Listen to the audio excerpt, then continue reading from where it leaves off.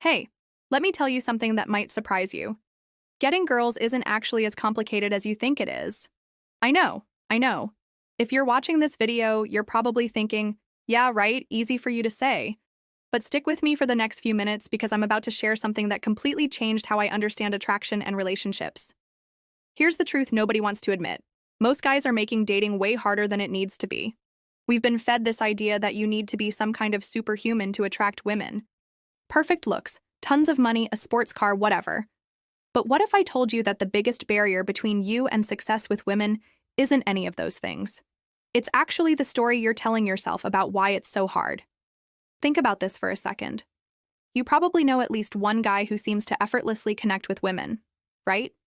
And I bet he's not necessarily the tallest, richest, or best-looking guy in the room. So what's his secret? That's exactly what we're going to unpack today. The first thing you need to understand is that attraction isn't logical. It's emotional.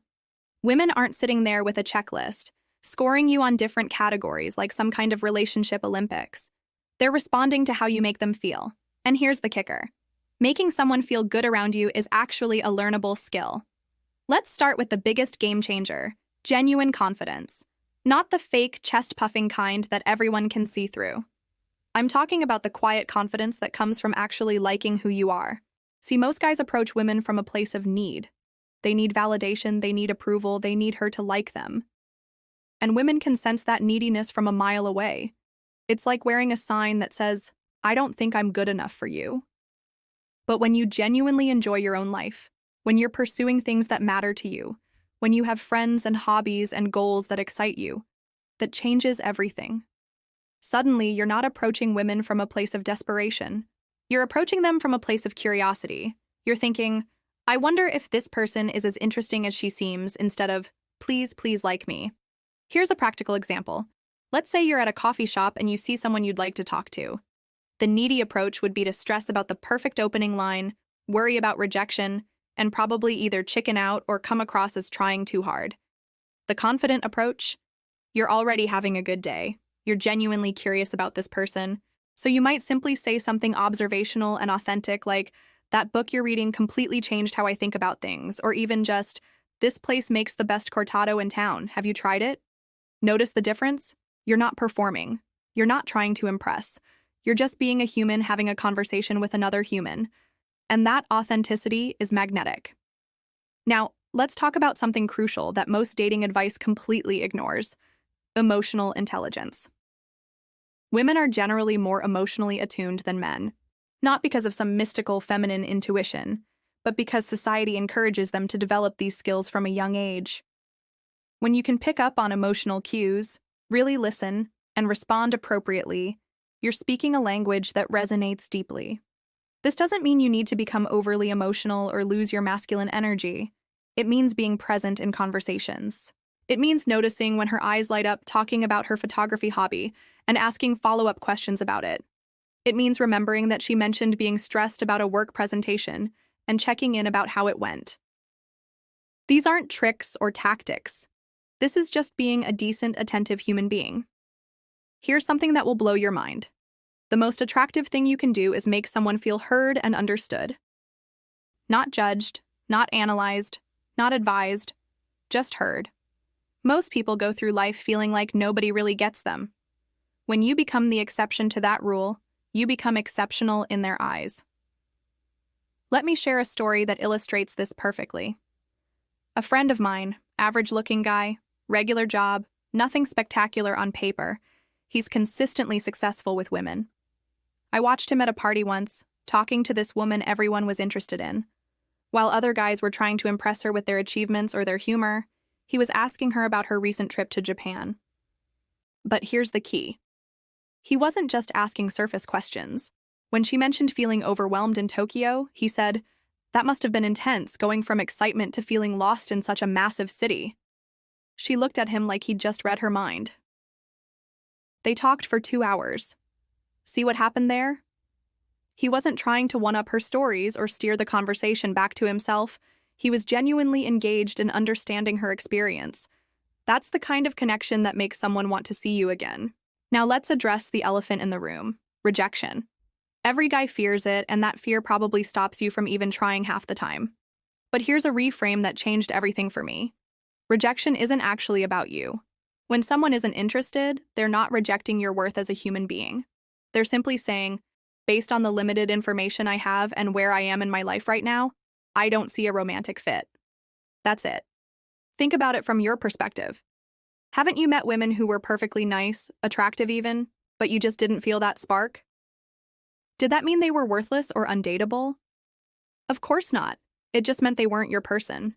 The same applies when someone isn't interested in you. The guys who are successful with women understand this numbers game. They know that not everyone will be interested, and that's perfectly fine. They're not looking for everyone to like them, they're looking for the right people who genuinely connect with them. This mindset shift is liberating. Instead of each interaction being a high-stakes test of your worth, it becomes an exploration to see if there's mutual chemistry. Speaking of chemistry, let's talk about something most guys get completely wrong: trying to be someone you're not. You know what's exhausting? Pretending to be into things you don't care about, laughing at jokes you don't find funny, or agreeing with opinions you don't share, all because you think it'll make someone like you. Not only is this unsustainable, but it actually repels the women who would genuinely be into the real you. I see this all the time. Guys think they need to pretend to be super adventurous, or act like they love clubbing, or pretend they're more successful than they are. But authenticity is like a superpower. When you own who you are, your quirks, your actual interests, your real lifestyle, you attract people who genuinely vibe with that.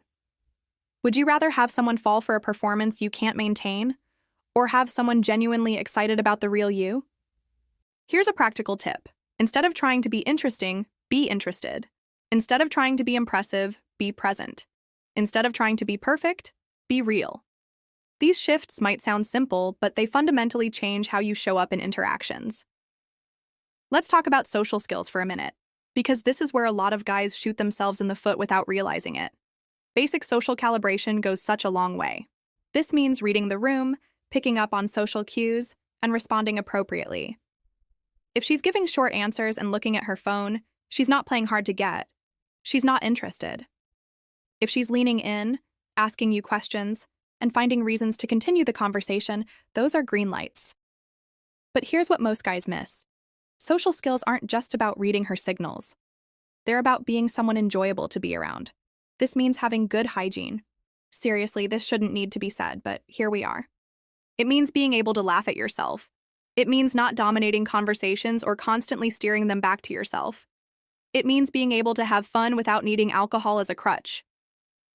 One of the most underrated aspects of attraction is simply being a positive presence. Not fake positivity, but genuine optimism and good energy. People are drawn to those who make them feel good. If you're constantly complaining, being negative, or bringing the mood down, you're actively repelling people. But if you're someone who can find humor in situations, who has an appreciative outlook, who makes others feel lighter after talking to you, that's magnetic. Now here's something that might be controversial but needs to be said. Stop putting women on pedestals. When you treat someone like they're above you, you're automatically positioning yourself as less than.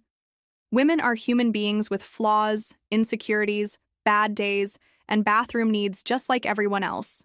When you can see women as equals, not lesser, not greater, but equals, you can actually connect with them authentically. This pedestalization problem shows up in so many ways. Guys who can't make decisions because they're desperately trying to guess what she wants. Guys who apologize constantly for taking up space. Guys who are so focused on not messing up that they forget to actually enjoy the interaction.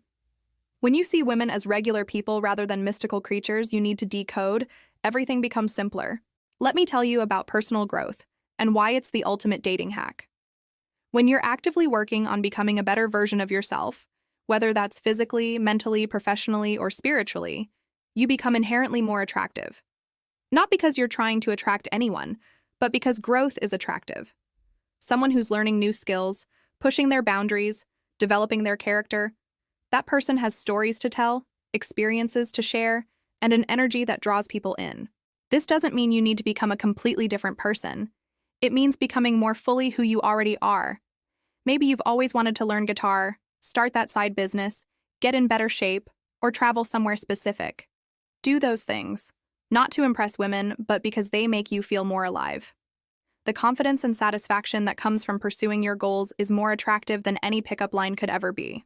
Here's something practical about meeting women that nobody talks about enough. Expand your social circles.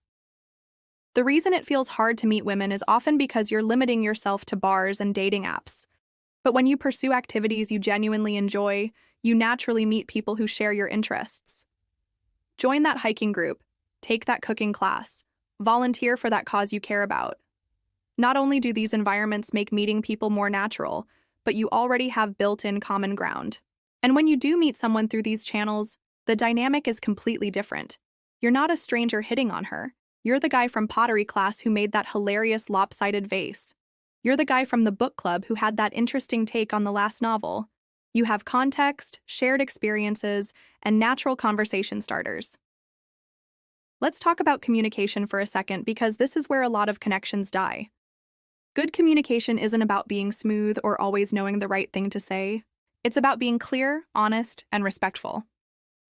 If you're interested in someone, let them know. Not in a heavy, pressure-filled way, but in a clear, confident way. I really enjoy talking with you, and I'd love to take you to dinner sometime is so much better than months of unclear signals and mixed messages. Similarly, if you're not interested in something serious, be upfront about it. If you are looking for something serious, own that too. This clarity might mean some people opt out, but that's good. You're filtering for compatibility, not trying to trick as many people as possible into dating you. The secret sauce that nobody talks about is this. When you genuinely like yourself and your life, when you see women as fellow humans rather than objectives to achieve, when you approach connections with curiosity rather than neediness, and when you're willing to be vulnerable and real rather than perfect and polished, that's when everything changes. Not because you've mastered some complex system, but because you've stripped away all the unnecessary complexity. The truth is, most women are hoping to meet someone genuine, kind, interesting, and emotionally available. They're not looking for perfection. They're looking for connection. And connection happens when two people show up authentically and find that they genuinely enjoy each other's company. So here's my challenge to you. For the next month, forget about getting girls. Instead, focus on becoming someone you genuinely like being. Pursue your interests, work on your goals, practice being present in conversations, get curious about people's stories, learn to be comfortable with rejection. Most importantly, start seeing dating not as a high-pressure performance, but as an opportunity to meet interesting people and see if there's a genuine connection. The irony is, when you stop trying so hard to get girls and start focusing on being a genuinely good human who's working on himself and treating others well, that's usually when everything shifts. Because you're no longer operating from scarcity and need, you're operating from abundance and curiosity. What do you think? What's been your biggest challenge when it comes to dating? Drop a comment below. I'd love to hear your perspective. And if this video gave you a different way to think about things, consider subscribing. We're all about cutting through the noise and getting to what actually works in life and relationships. Until next time, remember, it's actually pretty easy when you stop making it so hard.